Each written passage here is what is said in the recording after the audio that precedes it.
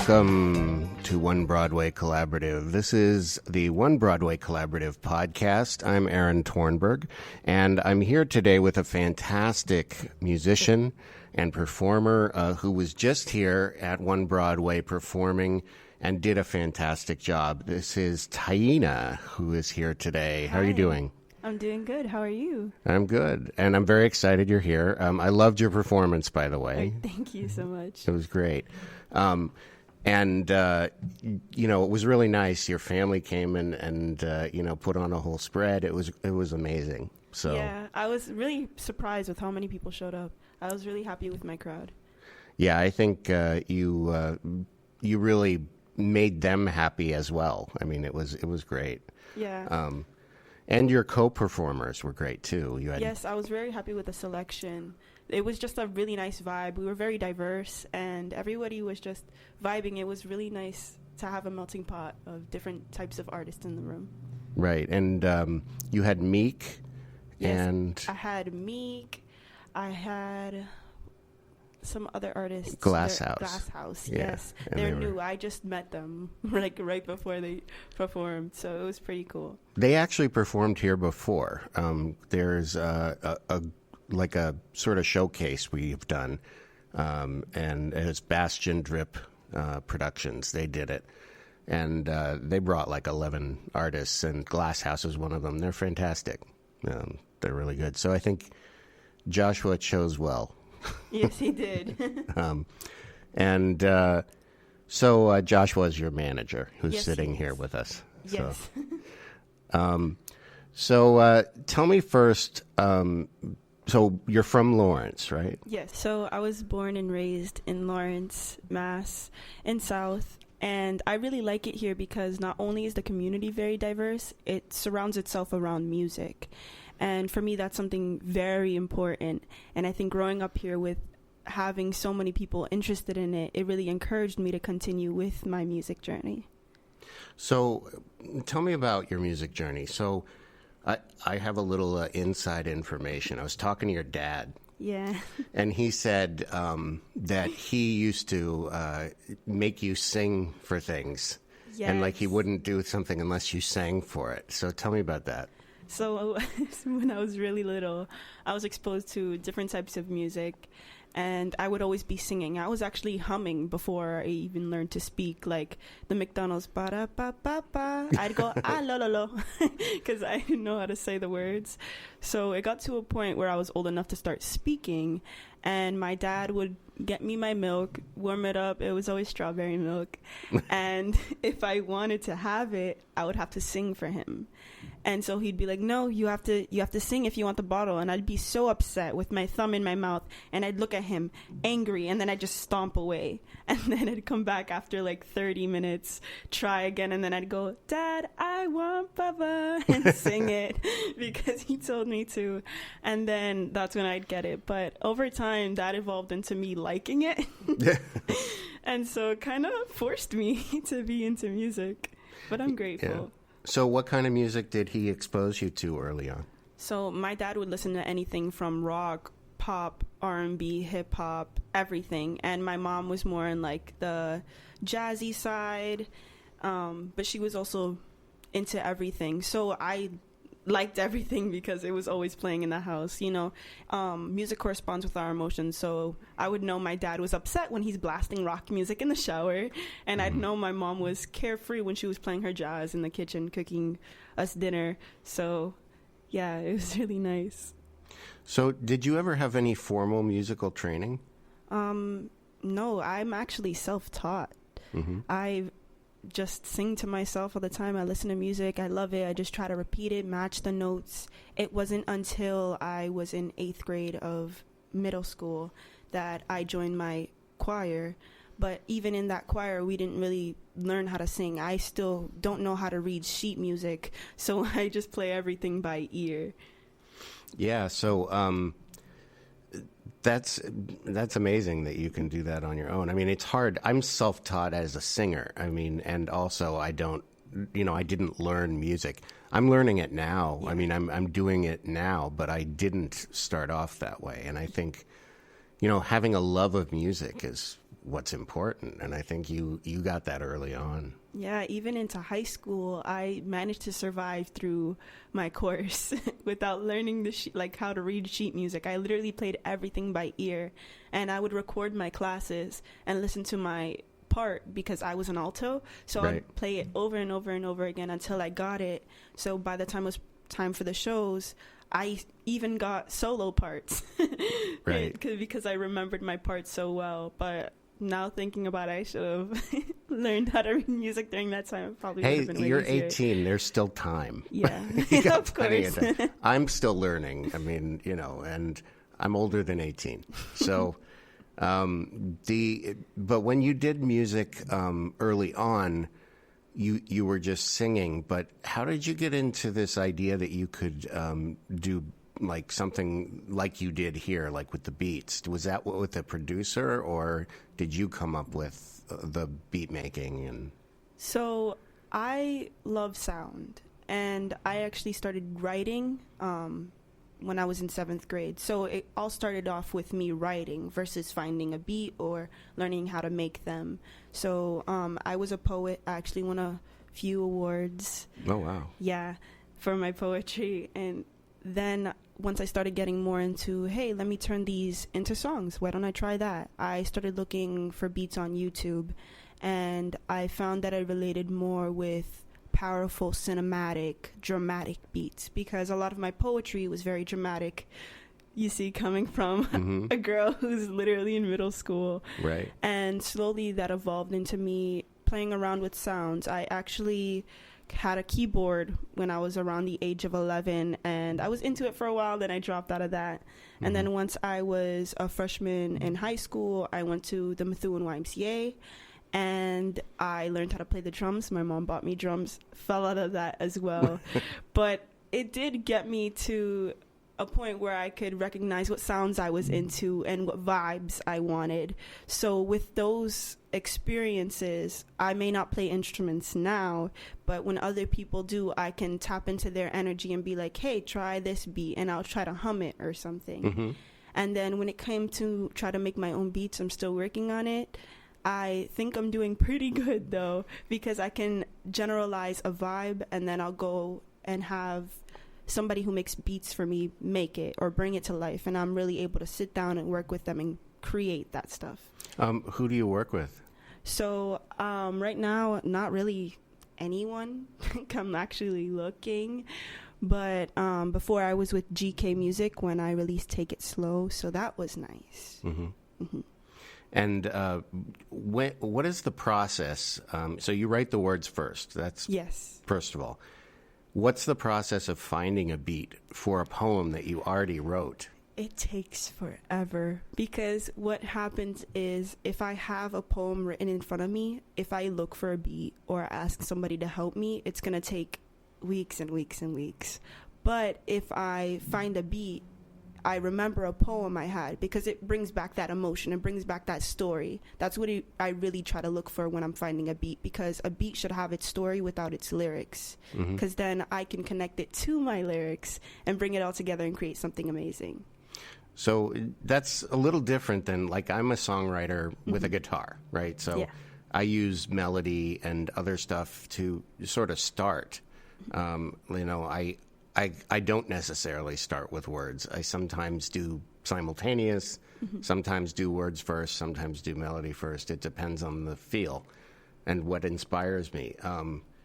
So do you ever just think of a melody and that inspires you to write the words? Yes, there have been times, but most of the time it's just me using my poems. But sometimes you have a great poem that's already written for a beat that you've now found, and the poem doesn't exactly line up with the rhythm that you're looking for. So then I'll go back and try to create maybe the same message as the poem, but with different lyrics, or I'll just add filler words or change some lines around to make it fit. So do you consider yourself a rapper or a hip hop artist? Or I think I'd consider myself singer poet. I don't really do much R&B. Yes, the songs that are popular of mine right now are like R&B and dancing songs, but that's not really my vibe. It was just like me experimenting with different people to see what I could create, and it got popular. But once I start doing more of what I feel like is me, then hopefully I can attract that crowd as well. Because what I'm into is more pop music. I like that cinematic, dramatic movie type of feel. So as soon as I'm able to get more of that out, I feel like I'll have my right crowd. You know, we should play a song to kind of give people a sense of your music before we keep going. Which would be a good song to use as a sample right now? Dangerous Bitch. You want to do that first? Okay. Yeah. So this is Dangerous Bitch, which Taina did with in One Broadway. When you performed it, you had flames and one had red lights, and so it's really it's a catchy song. I really like it. Thank you. So here, we're going to listen to this Dangerous Bitch by Taina.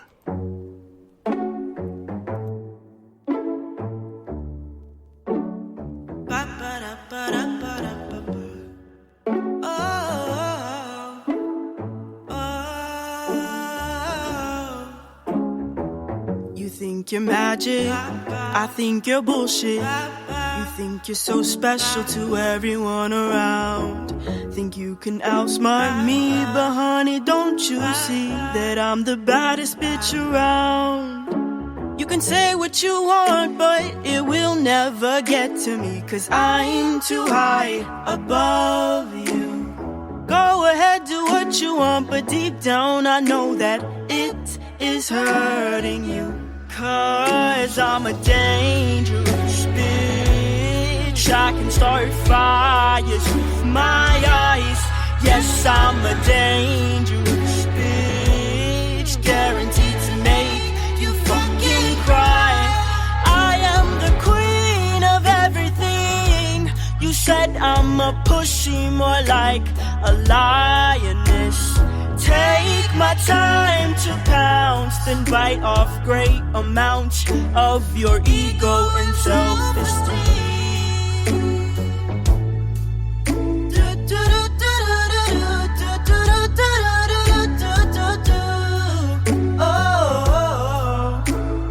Oh, 'cause I'm a dangerous bitch. I can start fires with my eyes. Yes, I'm a dangerous bitch, guaranteed to make you fucking cry. I am the queen of everything. You said I'm a pussy, more like a lioness. Take my time to pounce, then bite off great amounts of your ego and self-esteem.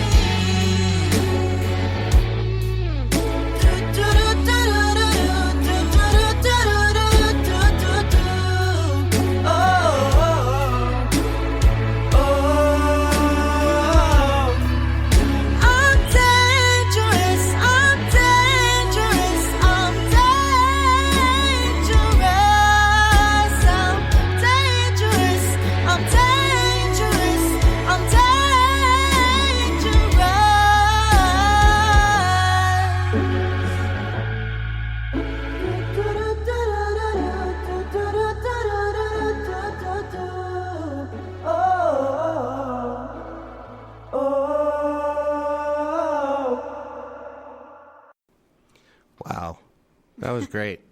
Thank you. So I have several questions. First of all, is that a true story? Yes, very true. Actually, very, very true.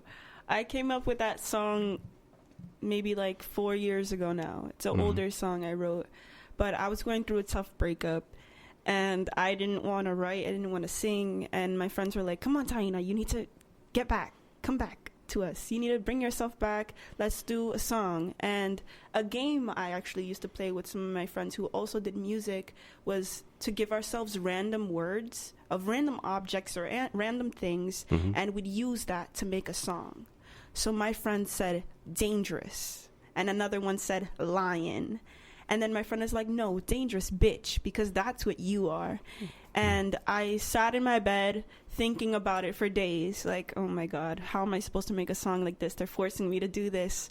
And one day I actually started writing, and it made sense. The poem made sense. And I'm like, hey, this is cool. And then I started beat surfing, and I was just like, okay, fine, let's look for something. And I landed upon this beat, and I started just reading what I have, but also freestyling, and it just became something so much more powerful than I ever thought it could be.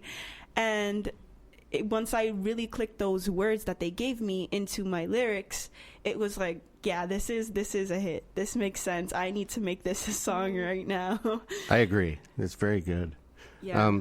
Now, the thing that I wonder is when you use language like bitch and fuck and things like that, why do you put that in there as opposed to something else?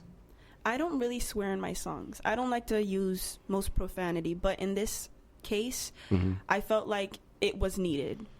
So bitch can be seen as aggressive, people don't really use it in a nice way. Right. But in the way that I used it, I'm a dangerous bitch. You can call me mean. You can use that in any way, shape, or form that you want, positive, negative. I don't care, because in this reality for me, it means that I'm more powerful than you, that I can do so good that you dislike me.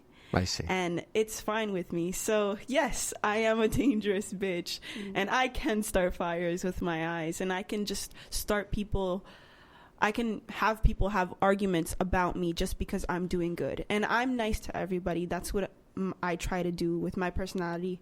I want to be nice. I don't like being mean. I'm very honest, and sometimes it does come off as rude, but I'm just myself, and if you don't like me, that's okay. Yeah. Well, I asked that because I think, it was weird to hear you sing that, because it didn't, that didn't seem like you. And I don't know you that well, but Right. it still didn't seem like you. It was, and the way you put it together, what I wanted to say is it seems appropriate to use that kind of language in anger, Yeah. the way you were using it. And I really like that. Even the wordplay, one of my lines is, you said I'm a pussy, more like a lioness. Right. It's another flip on a derogatory term. Right. So I like that one as well. I just wanted people to hear it, because a lot of people, yes, I swear when I speak to people, but they don't really hear me swear aggressively in my music. So when they heard it, it caught their attention, because they're Right. like, oh, Taina's swearing? She's calling herself a bitch? What's going on? Yeah, and Goals, which you also released, which we'll hear later, that didn't have any profanity. So it's like the juxtaposition of the two songs. You see, one side and then the other side that you can do both. Right. Right. You can show anger and aggressiveness, but at the same time, the other song is the opposite. Yeah. And I really like that. I think it's great. Now, when you had the breakup, did the other person hear this song and know it was them? I don't know, because the song came out now, and again, I finished writing it and finished exactly what I wanted from it years ago. So I'm just getting it out now. So I don't know if they even know it's about them. I don't think I'd tell them. Do you still know them? Yeah. Okay. So I guess they'll either know or not. Who knows? Hopefully they do. Well, it's great. And I really like the way you perform it too, because it's, you groove along with the beat, but you're reaching out to the audience in a lot of it. And I really liked that. I thought that was really effective. Tell me about your life. So other than music, so you grew up in Lawrence, and you went to school in Lawrence, Yes. and you did all that stuff. So, what was it like growing up in Lawrence? What it was? So I was very sheltered, and I wasn't able to go out a lot, but I actually went to a charter school, community day charter school on Prospect Hill. And my experience with that was, it was a very small school, and it was not a great experience. I went through a lot of bad times there, but in reality, it just encouraged me to do better for myself, because, again, as a kid who's bullied, you isolate yourself. And with that isolation, I learned poetry. With that isolation, I practiced singing. I actually did dance during that time as well. So I was really in my own world, but able to do so much self-searching and self-learning and self-creating that I felt that I didn't really need people. But with the experience I did have going out was usually with my family. Yeah, we went to the Semanipana. We would go to endless restaurants, and just hang out outside. Days on the porch were nice as well. But it was also really nice having a family that supported me with everything that I wanted to do as well. Mm-hmm. And so what's your background? Your parents are... I'm Puerto Rican. Puerto Rican, okay. Yeah. Both your parents? Yes. My dad was born in Puerto Rico, but he grew up in the Bronx, New York, and my mom was born in Brooklyn, New York. Oh, cool. Yeah. And now they're here. Yeah, now we're here. And I was born here. And you have a sister, or? No, I'm an only child. Only child. Yeah. Yeah. Well, so you must have had, it must have been weird growing up as an only child as well. Yeah, very lonely. Yeah. And all of my cousins on my mom's side of the family, which I saw them more, they're all boys. Yeah. And they're at least 3 years older than me. It wasn't until I was 7 when my first younger cousin, who's also a boy, was born. And then 3 years after that, my other younger cousin was born as well, who's also a boy. So, yes, I'm still the only girl there. Oh, and so when you were younger, you said you were bullied? Mm-hmm. Yeah, so what happened with that, like in school, in elementary, or? In elementary. So I kind of grew up faster than the other kids in maturity. Mm-hmm. As things that happen throughout life, you learn from experiences that you go through. And middle school is really the time that I went through those types of things. And so kids didn't really connect with me on personal levels. They saw me as weird. They saw me as an attention seeker, when in reality I was just looking for people to hang out with. Mm-hmm. I did talk a lot, which now I see could be annoying to some people, which probably didn't help me then. But with that isolation, I still learned so much. So in a way, I'm grateful for it, because when I entered high school, it was a clean slate. I entered high school in Methuen High, where I live now. And it was weird for me walking in there with having absolutely nobody know who I was, because not only did I not have friends, my parents were very protective and didn't really let me out of the house. So this was my first experience of being like, okay, new people, be yourself, you've got this. And sure enough, a lot of people knew who I was. I was friendly with everybody. I never really had any issues. I started playing volleyball, getting myself part of the choir, doing an after school a cappella. So it was like the gateway to heaven, and I was just like, oh, it's a nice new place to experience. So I really got to leave all of that negative energy in the past and really learn. That's great. Yeah. So what's your favorite thing to do in high school? Like, what subject do you excel in? I liked English. I really like writing, creative writing mostly. So, well, I liked English now because the school system's changing. Like, our tests before were like, oh, you need to write about your reading and write what's the compare and contrast of this thing. Right? Whereas the writing now is more of, here's a story, how can you relate to it?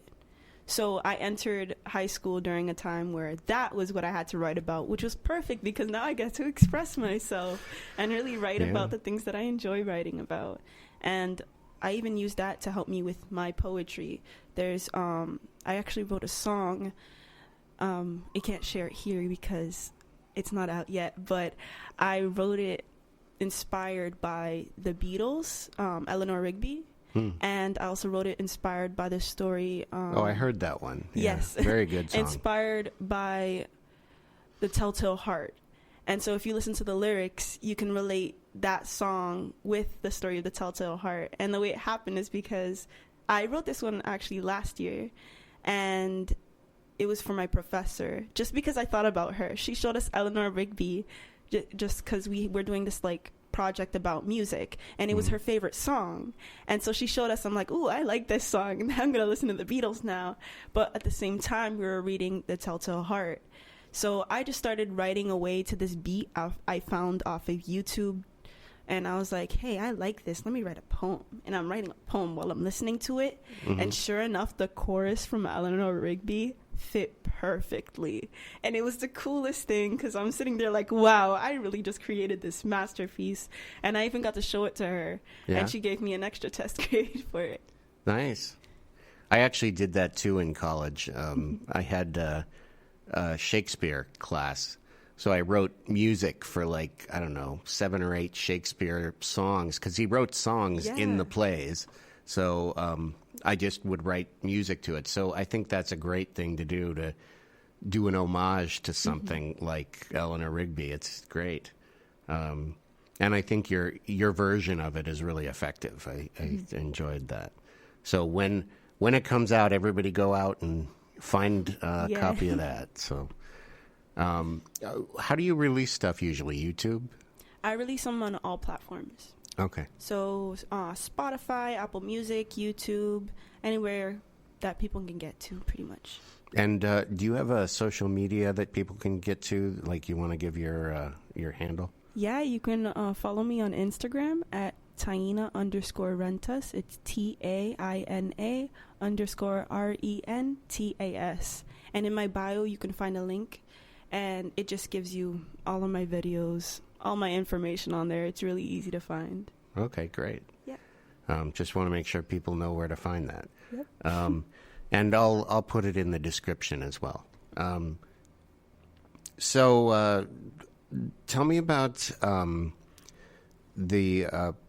when you write a new song, what inspires you the most? I mean, Eleanor Rigby was one, but do you ever focus on like, I want to write something now and try to think of an inspiration? Yeah, I usually channel my emotions or emotions of the people around me or situations that are just happening in the world. So again, with Dangerous Bitch, I was angry about my relationship, and I just wanted to show how badass I am and how badass a bunch of other people can be who overcome obstacles that they face. Or with goals, I was really focused on where do I see myself in a year, 2 years, 3 years? Where do I want to be? How am I going to get there? Who's going to help me get there? Do I need myself? Do I need my family? Do I need my friends? Really just, I sit down and think about what I want. And I focus and channel that energy into my creations. And what is your goal? I mean, are you trying to be a musician full time? Is that the goal? That's my big goal, but my biggest goal is to really be able to reach people and have them relate to my music and feel like they're not alone in a way, shape, or form. I just want people to know that there's stuff out there that can help them get through whatever tough time or whatever good time they're dealing with. Well, that's cool. And so do you have like some fans that come to everything? And Yes. Yeah, there's people from my college that have come to support me, and we don't hang out. It's not like we're friends. It's not like we go out and have lunch or sit down and talk. They literally heard me sing or show them my songs, and they've been like, wow, you're good. I'm going to come support you. And I don't have to ask, which I think is the coolest thing ever. Right. That is pretty cool. And your college is in Boston. It's Fisher? Yeah, Fisher College. Yeah. So, and your major is English, or no? Do you my major is media production right now because I'm trying to dabble in a little bit of different type of art. So hopefully later on I can take care of myself and I don't have to be signed to some company or anything or follow anybody else's rules. I want to be able to really take care of myself. Yeah, and media is a good way to do that. You can, sort of set your own rules sometimes with some jobs anyway in media. Mm-hmm. But do do you enjoy like any part of production in particular? Like, do you do anything now in school, or you haven't quite got there yet? Actually this year I'm starting it because I'm going to be a sophomore. So this is when I really start my classes, and I believe the classes that I'm going to start is painting, digital editing, and film. So I'm excited to dabble in film because I feel like once I learn different shots and different angles, maybe I'll be able to produce my own music videos, or even in film, if my music career doesn't make it out, or I can do that on the side, I can learn how to actually film things or learn the behind the scenes of those things, like editing and sound, Yeah, do you use an editor now? Do you do any of that so far, or you haven't even started? Haven't even started. Okay. Well, that's a fun thing. I did video editing as well in school. I took media, like radio, television, broadcasting is what they called it when I did it. That's super cool. But now it's a little more broad because everything's computer-based, everything's digital. But, yeah, it's a fun thing. What's your favorite kind of film? My favorite kind of film? I don't know. Like, you mean genres or different types? I don't know. Give me your favorite movie. I don't think I have. Well, my favorite movie is Norbit. Norbit? Yes, very comedic. But I think the shots I like more are for horror films. I like how just having a single light in a dark room can set an entire mood, or how you can have a shadow casting along one side of the room and have the other side of the room completely lit up and have a person walk across from the darkness, and that'll make you feel uncomfortable because you're like, where'd they come from? Just that type of stuff I'm into. Yeah, there's a definite art to that, and one of the things, I love horror movies as well. I think they're great. But one of the things you do in a horror movie is you tilt the camera so that it's like looking up at a weird angle at the person. So they're not standing straight up. It looks like they're like crooked. They're diagonal almost. And that creates tension because our eyes like to see something that's flat, it's normal and up and down. But if you start turning stuff around, it's very uncomfortable, especially some of those horror movies where they have people crawling on the ceiling. There's a reason. Yeah. And so, yeah, that's cool. So what's your favorite horror movie then? My favorite horror movie right now is Nope. I haven't seen it. Yeah, Nope. Nope is really scary. It's less scary in a sense of like, well, possessive things like a scary monster coming at you. It's more of a thriller because it feels like you can maybe perhaps be in that type of situation. And if you watch the movie, I don't want to spoil it for you, but if you watch the movie, you'll definitely be sitting there like, oh my God, this is so weird. What the heck is going on? Instead of like being like, oh, what's going to happen every 3 seconds? It's more of like you're sitting there. You feel like you're in it. Well, did you see Get Out? Oh, Get Out is... Yeah. No, thank you. Yeah, those types of movies. Because like you feel like you can really be the character. You feel like you're in it.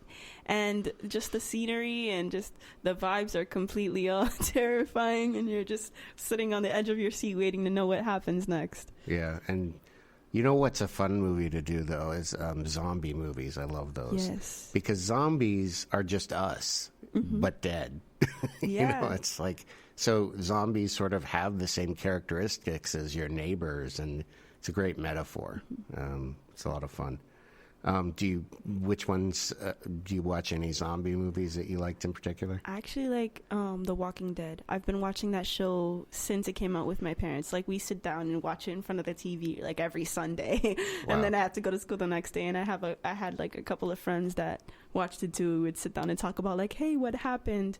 But I think The Walking Dead, it was really cool. It got boring for a lot of people because they usually have a mission that they have to accomplish in every video, like every episode. But I think watching that with my parents, and my mom hates scary things, but for some reason that was the only thing she'd watch. And like zombies are getting cut open and they're coming at you like full speed, like scaring you, like killing our favorite characters. And my mom's like, wow, this is nice. And I'm like, you won't even watch like Slenderman with me. What's going on? Well, I understand that because the difference between The Walking Dead and other movies is The Walking Dead has a great story. It builds characters over time. And that's really what makes a great movie is you feel for the character. You really, and like you said on Get Out, right? You can really put yourself in the situation. I think the same for Walking Dead. I mean, you can, it's realistic even though it's not. Like, you know it's not happening, but, you know, if it did, would it be like this? And it might be. It's because it's about people, the non-zombies, who are just back and forth fighting, you know, which is what happens in life. So, so you could be a dangerous bitch zombie. That would be awesome. Yeah. So, there's another song here that, you know, we've been talking about your, you know, what you want to do, and you want to do music and film. This other song seems to be like really close to that theme because it's called Goals. Yeah. So should we listen to that one? Yeah, go right ahead. All right. So this is Goals by Taina.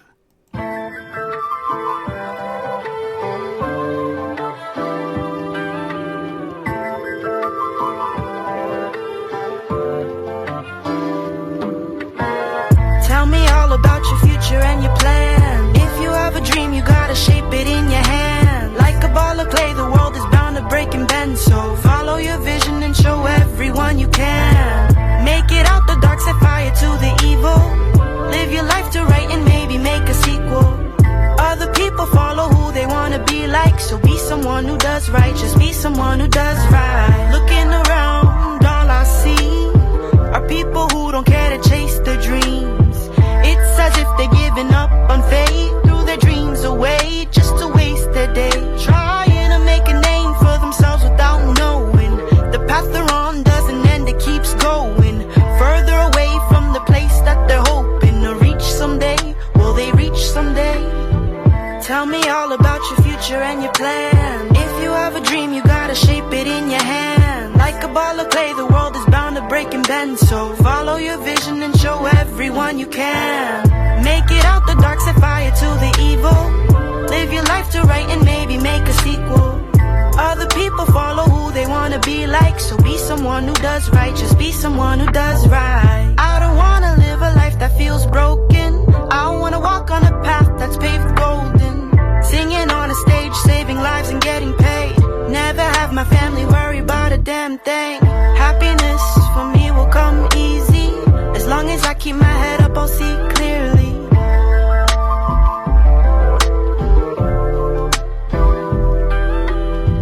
Tell me all about your future and your plan. If you have a dream, you gotta shape it in your hand. Like a ball of clay, the world is bound to break and bend. So follow your vision and show everyone you can. Make it out the dark, set fire to the evil. Live your life to right and maybe make a sequel. Other people follow who they wanna be like. So be someone who does right, just be someone who does right.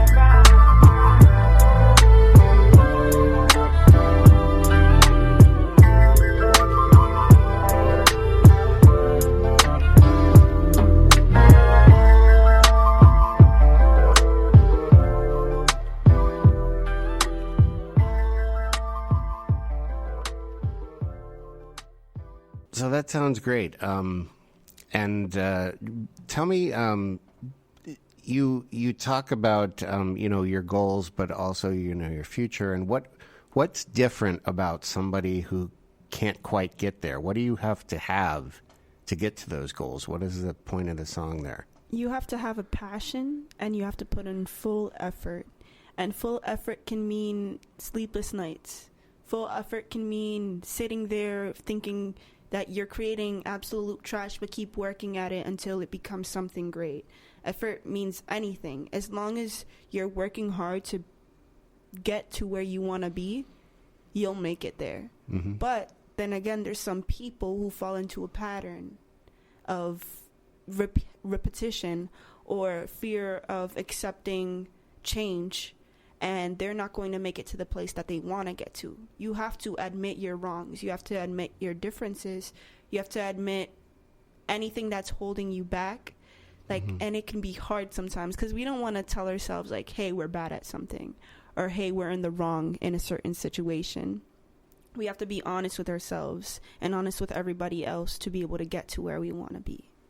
Okay. That's my message. That's good. So what artists specifically did you look at and say, I want to be like them?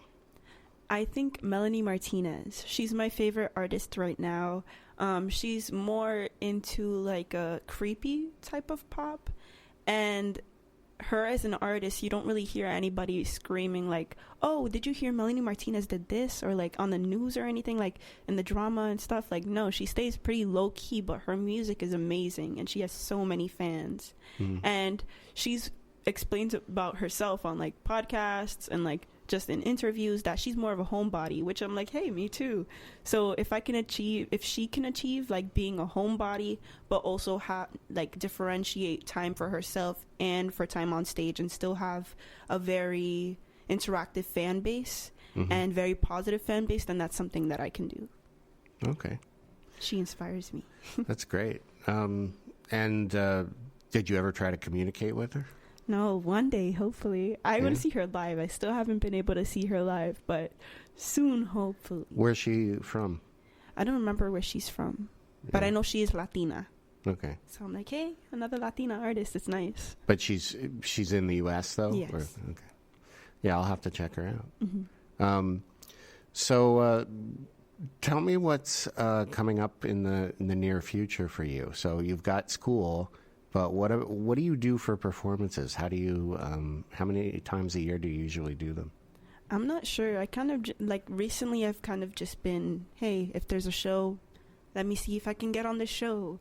There's not really anything that's really sat down and planned. I'm trying to do that more now that I see that I have an interactive fan base forming. I'm definitely going to try that. But in the near future, I'm actually working on a couple of music videos before shows. So there's going to be a music video for Our Time where it's me, Necio El Chamaquito, and another artist. And then Dangerous Bitch's music video is going to be coming out soon after that. Okay. Yeah. I thought you already had a video for that. You don't? No, I had a Goals music video. Oh, okay. Yeah. Because you had the Dangerous Bitch, but it just had your picture. That's what I saw. Yeah. Yeah, that's a good song, though. I think that'll be a fun video to make. How are you? Do you want to give us a hint as to the theme and how that's going to look? So with what's going on with the world with Roe v. Wade being overturned, yes, I live in a safe state. Massachusetts is a safe state, but I have friends and I have family that are in non-safe states. So the fight that they're fighting to have rights over their body is a fight that I'm fighting with them, even though I'm safe. And that's another thing with goals as well. You can't admit everything's okay just because you're somewhere safe.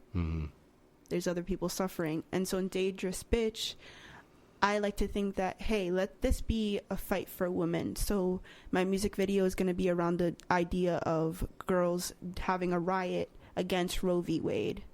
Wow. Here. Yeah. That fits. That sounds like a It great does. video. I'll watch it. So are you active politically? Yes, I've actually done a couple of campaigns in the past 2 years. Yeah, before I did I'm about to be 19, but last year, before I turned 18, I was doing a campaign for Juan Jaramillo in Revere, Mass. And then the year before that, I was doing a campaign for Frank Moran in our area. So I was fighting for people's rights and the right to vote and encouraging to go vote before I even had the opportunity to.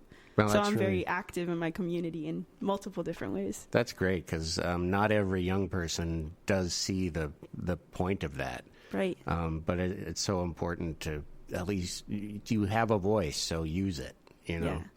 Yeah. Do you have political aspirations ever? Or? I did before. What I entered college doing, it was journalism and media because I wanted to be like a news anchor. I wanted to be a journalist. And then after that, I was like, what if I become a civil rights lawyer? And then I was like, is like, I'm good at it, right? But is it my passion? Mm-hmm. And then I thought about it, and I'm like, let me do music, because worst case, I can always go back. But hey, music is also very powerful. I can create music encouraging people to go vote, or music encouraging people to try to make a difference in their communities. Yeah, and I think music gives you the platform you need. Right. And that's important. And, a lot of people have used that platform and gotten into trouble. So it's Right. not a safe thing to do, and it's courageous. I immediately think of the Dixie Chicks. Yeah. And they had that whole fight. George Bush, the first one, George W. Bush, was going after them.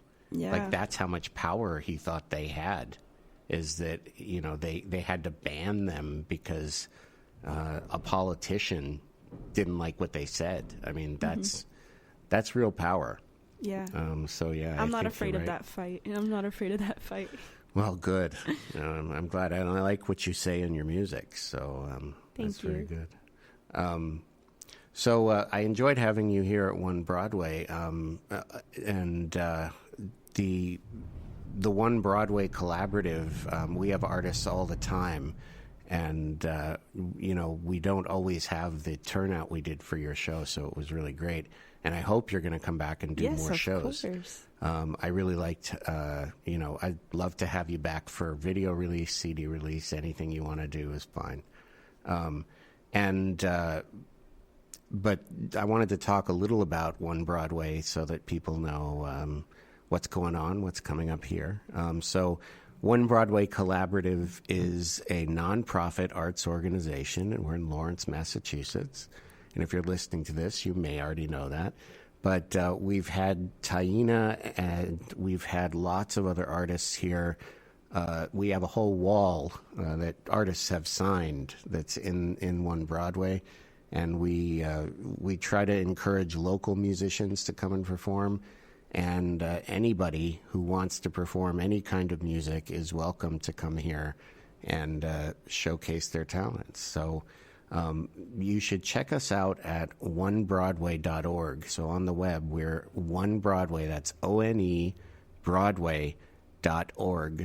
So coming up on Friday, August 26th, we have Songwriters in the Round with Chris Levancher, Doug Quartler, and Rick Allendorf, followed by a special comedy performance on August 27th. That's Saturday. It's going to be a Saturday comedy performance with headliner Josh Day. And as usual, we have open mic every Sunday here, Sunday 2 to 5 p.m. We have an open mic open to everybody and every style and even different types of performers. We've had comedians, we've had poets, and we have mostly musicians, but that doesn't mean it has to stay that way. So if you have an art to showcase, come and do it here at One Broadway Collaborative in Lawrence. We're at the corner of Broadway and Canal. So just to clarify, because some people, when they look at the map, the Google map or whatever, sometimes it tells you to go to this other One Broadway that's in Lawrence that I don't even know where it is, but it seems to send people there. So just come to Broadway and Canal. That's where we are. So, Taina, I like to ask a question at the end of each show.